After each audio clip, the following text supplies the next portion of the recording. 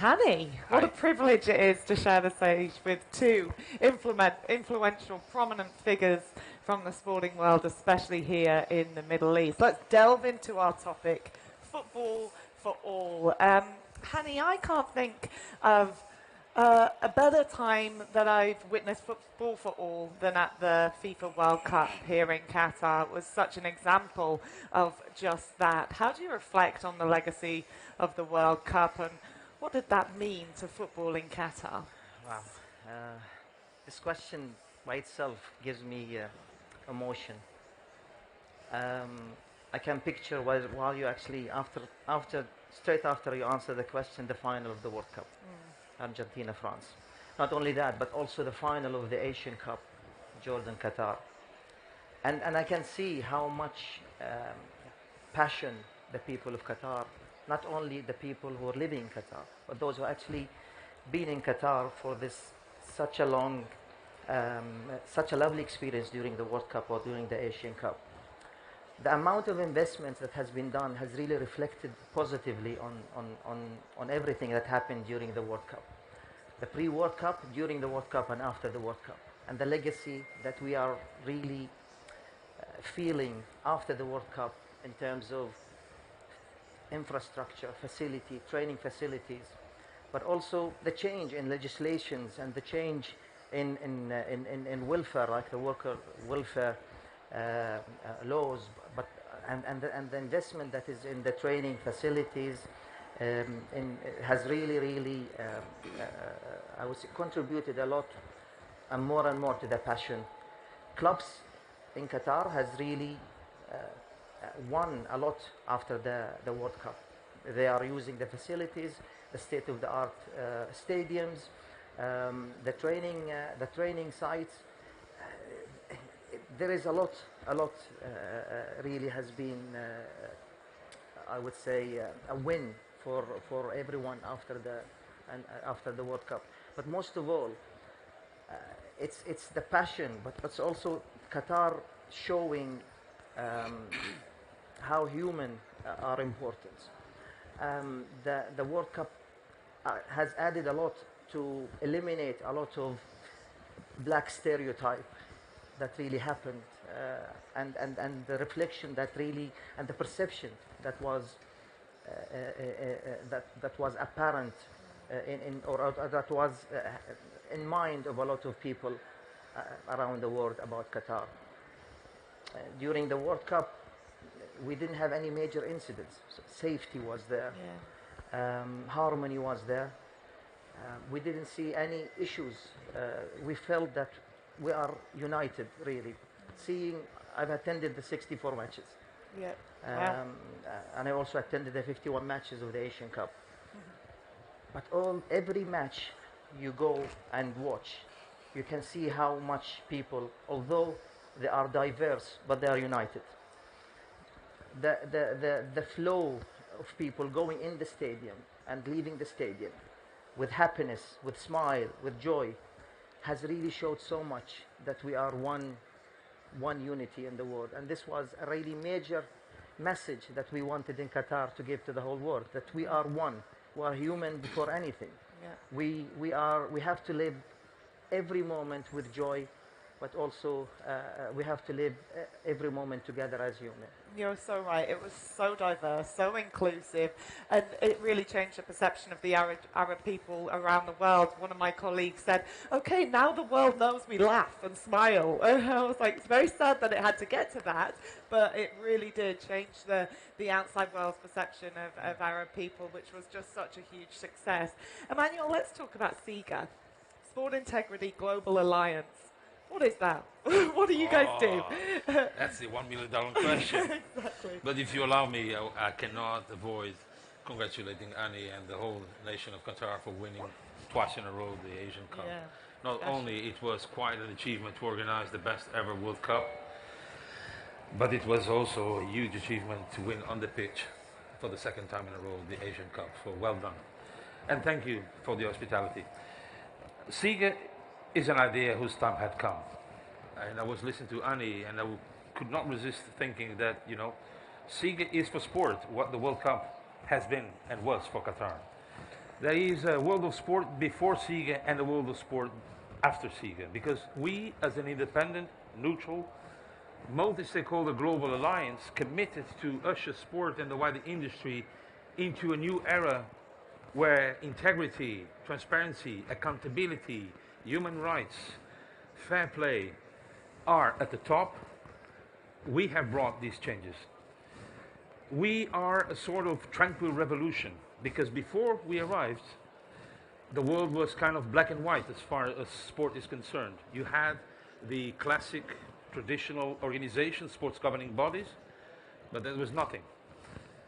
With SIGA, we were able to convince sport that the path forward had to be more inclusive, that the owners of sport was not just the governing bodies, as many thought, it was the wider industry, the fans who invest their passion, the sponsors who invest their money and their reputation, the broadcasters the same, global business, civil society, international organizations and governments, with a shared responsibility to protect, to safeguard, and to enhance the standards upon which this amazing, unrivaled industry is governed and operates, for the joy of the people and the achievement of so many positive impacts. And we could not have done it without this relentless pursuit of facing the odds and transforming the adversity into opportunities of success. You will ask me how we do it. We do it with a toolbox.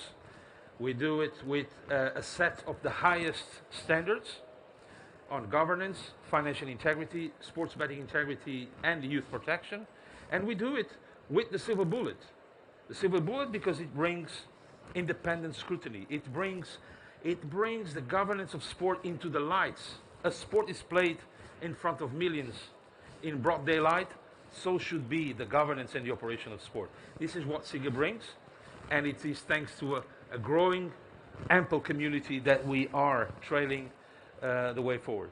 Absolutely. We'll elaborate on all of that. But Hani, let's talk about your baby, the QSL, of course.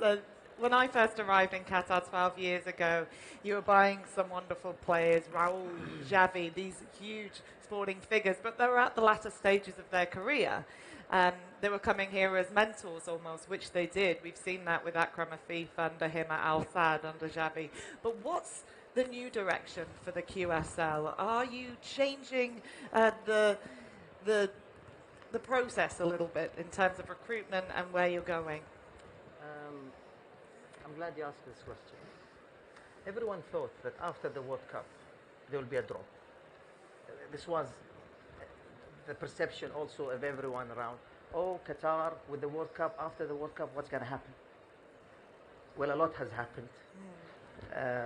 The impact of the World Cup has really reflected a lot, not only on the national team, but also in QSL. And we had to really react as I would say, as a guardian of the professional football in Qatar, in Qatar Stars League or QSL, of how do really we can utilize all these, I would say, wins that the World Cup has brought to us. We've started with drawing a new strategy for QSL, and this strategy is basically to enhance the level of football and to increase the competition level. And this, what we've decided, the strategy, of course, in collaboration with different stakeholders in Qatar, Aspitar, the national team, Aspire, and QSL and the QFA. We have come together to create this strategy that will really improve the quality of football, increase competitiveness, but also increase the quality of football by bringing the right players with the right price that they can add value to the level of football in Qatar. And this is exactly what we've done straight away, and we took this on our shoulder to do it better and better in the future, not only for players, but also for administrator, for players, for coaches, for referees, for all. And I'm very happy here to see Tim Cahill, and who's really an inspirer for me in person and for all footballers in the world, and especially in Qatar. The thing is, we have developed a system of scouting that really to scout the right player for the clubs to be able to, again, to facilitate and to give them more, I would say, competition on the field of play. We try to narrow the gap between the clubs by really, of course, with consultation with the clubs, to select the right player that really can enhance the performance of these clubs. The use of technology was enhanced. The use of VR in Qatar was also a key. And the training, the use of training facility, the training strategy was also a key that we enhanced. Today, in Qatar, starting this season, you cannot predict the results of any teams playing, because this was apparent in the past. But now, of course, with everyone's input, with everyone's help around us, all the stakeholders, we come together to increase the intensity of play, to make playing time more, to increase the quality of play, and it's really working very well. Yeah. And Absolutely. we're very happy of the performance so far. Yeah, it's true. During the Asian Cup, there was constant question marks in the studio. Why is Akram Afif not playing in the Premier League? He's the Qatar Salah. And actually, we had Mohamed Muntari, the Al Duhail striker. He said, we don't want to go anywhere. We like playing in the QSL. We're building something here. And I think when you speak to the players, that's really apparent. So congratulations to you on creating that. But Emmanuel, let's talk about the wider issue with sports. I spend all my studios at the moment talking about financial fair play, breaches of profitability and sustainability laws, scandal, corruption. How does sport create this integrity that you're working towards with all what's happening at the moment around it? Well, I think the first thing that I would like to say is that, yes, sport faces huge challenges. Challenges that are beyond sport's ability to regulate, to tackle, and to solve. Alone, sport cannot do. Sport does not have the jurisdiction, does not have the means, does not have the expertise to do it. And many of these problems that you mentioned, quite rightly, these are problems of public order. Corruption is not created by sport. Money laundering is not created by sport. Tax evasion is not created by sport. Child trafficking is not created by sport. So we need global solutions to global problems. And we need an adequate, up-to-date, robust regulatory reform that engages international organizations who must stop paying lip service and window dressing and tackle the problems heads on. We need governments that can see beyond the obvious and be committed with these reforms in order to safeguard legitimate economic sectors, global economy, technology investments, innovation, and of course sport, so that sport is not continue to be exposed and vulnerable to all these threats. Having said that, what we, SIGA, have been doing is exactly to usher these reforms by presenting the most advanced set of universal standards on good governance, which includes anti-corruption policies. We have even managed to convince the G20 for the first time ever to place anti-corruption in sport at the top of the agenda, because sport needs that kind of attention and that kind of priority. We have done this also in terms of financial integrity. There is little advantage in having 27 recommendations issued by the OECD if the member states are not putting them in place. And no one can say, looking at themselves in the mirror and saying, I'm fit for purpose. No one can say. There is huge work to be done. British Virgin Islands, what is that? Delaware, what is that? And I could go on and on and on and on without fear of using the words, because action must be taken and reality must be acknowledged. Otherwise, sport will be victim of all this context, of all this deregulation, of all this obsolete, anachronic legislation, of lack of global leadership and lack of scrutiny. I have never met anyone in sport who did not want to have a stable context, a stable landscape, because that is the basis. together with integrity, the basis to prosper, the basis to develop, the basis to galvanize and justify the passion of the fans and the trust of the sponsors. Yeah. But we need governments to take their share of responsibility, and international organizations the same. We are getting there, I acknowledge, strides are being made, but we need more. And SIGA will be side by side with all those who want to have sport free from all these problems, so that we can deliver to the next generation a better sector that we have inherited. And allow me just to establish a bridge with what I've seen here at the Web Summit. What an amazing explosion of creativity, of innovation. You know, the future now, ahead of the curve, here, right here. Sport is also both a cause and a consequence of this.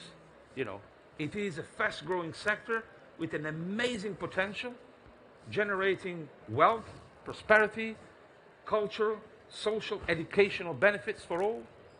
And that is why I think I'm proud to work in this sector, so is Hani, and many in this room. But we need to do what is right.